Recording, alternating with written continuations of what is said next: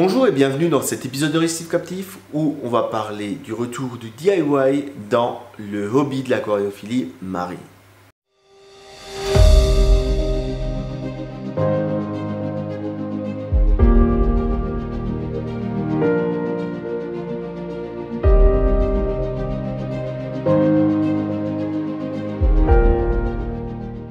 Avant de commencer cet épisode, n'oubliez pas, laissez-moi un pouce bleu qui fait super plaisir.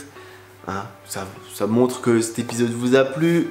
Abonnez-vous, activez la cloche pour avoir les prochaines vidéos parce que forcément, il y en aura d'autres. C'est le but, enfin en tout cas, si Dieu me le permet, il y aura d'autres épisodes. Alors, pourquoi je vous parle de DIY et donc de fait maison en aquariophilie marine?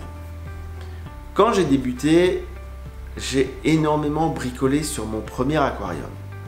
J'y ai mis un refuge qui n'existait pas, j'y ai mis tout un oscillateur, j'ai bricolé pas mal de choses pour... à l'époque, je montais et descendais mes rampes de lumière en T5, tout ce genre de petites choses. Et puis, au fur et à mesure, ces dernières années, il y a eu beaucoup de produits industriels qui sont venus sur le marché. Et on a oublié parfois qu'on pouvait faire soi-même. Je m'explique, c'est que vu que tout le monde n'a pas l'envie et les compétences pour bricoler, on s'est dit tiens là, je te fais un réacteur, je te fais ceci, cela, et voilà, il est tout fait. C'est super, mais on rate un des plaisirs du récif. Un des plaisirs quand même, en tout cas un des miens, c'est le bricolage. Et je suis super content quand j'ai bricolé un truc que j'ai mis sur mon bac. Après parfois ça marche, parfois ça marche pas. C'est aussi, j'ai envie de dire, un des plaisirs. C'est quand ça marche pas, on apprend beaucoup plus que quand ça marche. L'échec est toujours beaucoup plus formateur. Et ça dans tous les domaines. Et donc, le fait de bricoler soi-même, je pensais que je l'aurais moins avec cet aquarium-là. Parce que c'est vraiment du plug and play. Et puis finalement, je me suis rendu compte que oui, il y a des tas de choses sur lesquelles je bricole beaucoup moins, parce qu'il y a des tas de choses qui sont très très bien faites de base. Je veux dire, le filet, c'est génial.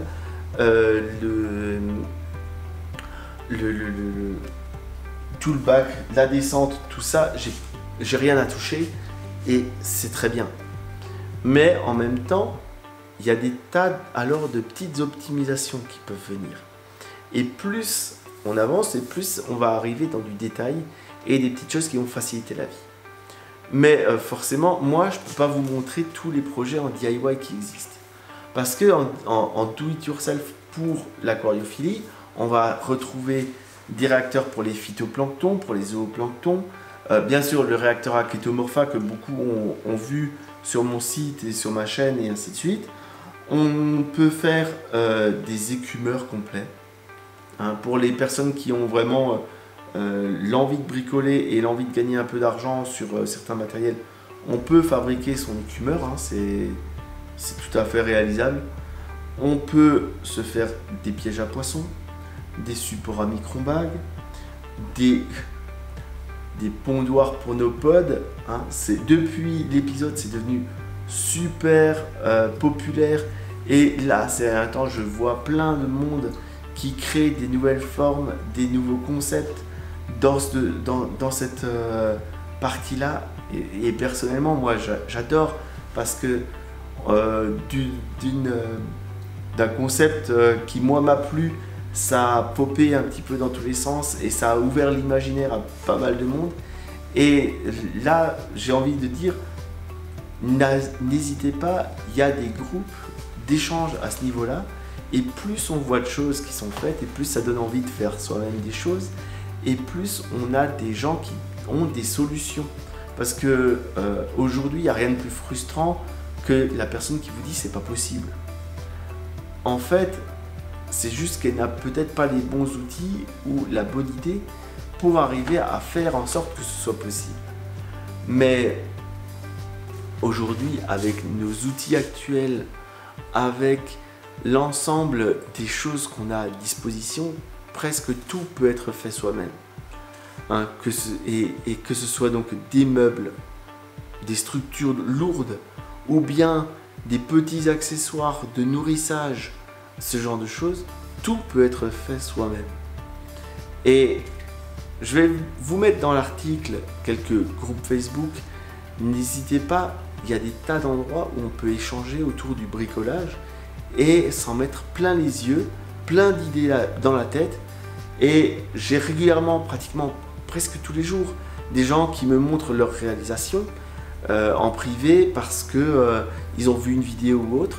Mais vous n'imaginez pas la variété de tout ce qu'on peut faire. Et donc, si plus vous allez voir ce genre de choses, plus vous allez vous dire, mais moi aussi je peux le faire. Alors, je dis pas ça pour que les industriels qui vendent du matériel ne vendent plus rien. C'est pas vrai. Et c'est même totalement faux. À mon sens, les deux vont de pair. Dans le sens où il va y avoir toujours des très bons bricoleurs qui vont en faire une activité professionnelle pratiquement et sortir des produits très très aboutis. Et ça, c'est absolument génial aussi. Ça permet de renouveler les professionnels et de renouveler les idées, de renouveler les concepts. Mais on va aussi avoir des gens qui vont faire un bricolage absolument génial. Ce bricolage va donner une idée au suivant qui va apporter sa patte. Et ainsi de suite, on va avoir une génération spontanée qui va aller très très très très vite pour arriver à un produit qui finalement, si on suit les instructions, peut être très proche de d'un produit du commerce avec énormément d'avantages. Mais on reste toujours dans du fait maison. Ça veut dire aussi que derrière, on oublie le SAV. Quand on fait soi-même, hein, le SAV c'est soi-même. Ça, on est d'accord là-dessus. C'est pour ça aussi que, à titre perso, je fabrique pour moi et je ne vends pas. Parce que j'ai pas envie d'assurer un SAV parce que je ne sais pas garantir mes réalisations à vie.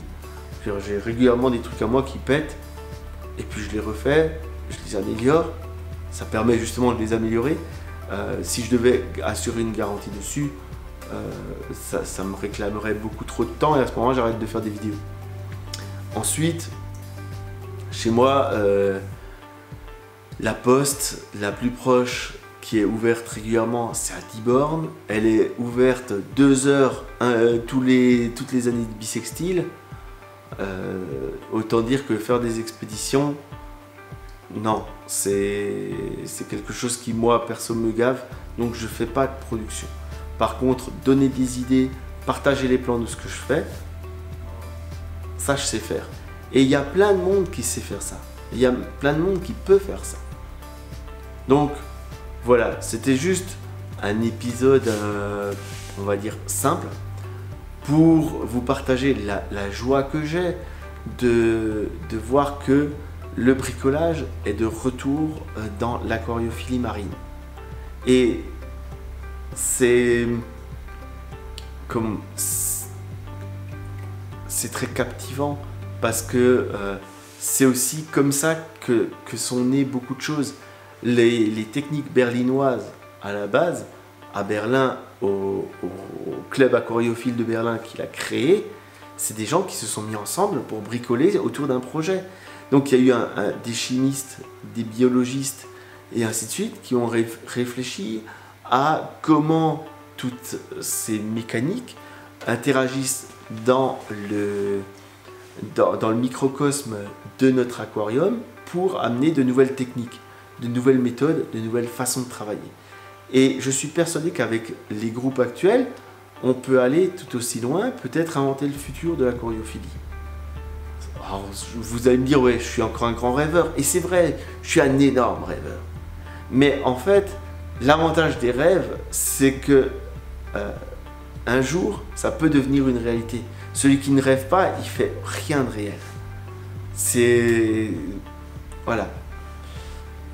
c'est ma philosophie de vie, vous le savez. Hein, je suis un gros nounours et j'aime bien tout ce genre de choses. J'espère que cet épisode il t'a plu à toi, qui est resté jusqu'à la fin, que tu as laissé un pouce bleu. Et je te dis à bientôt parce qu'il y a plein d'épisodes à venir encore. Donc abonne-toi, la cloche. Et je te dis à bientôt pour d'autres épisodes de Restif Captif. Ciao!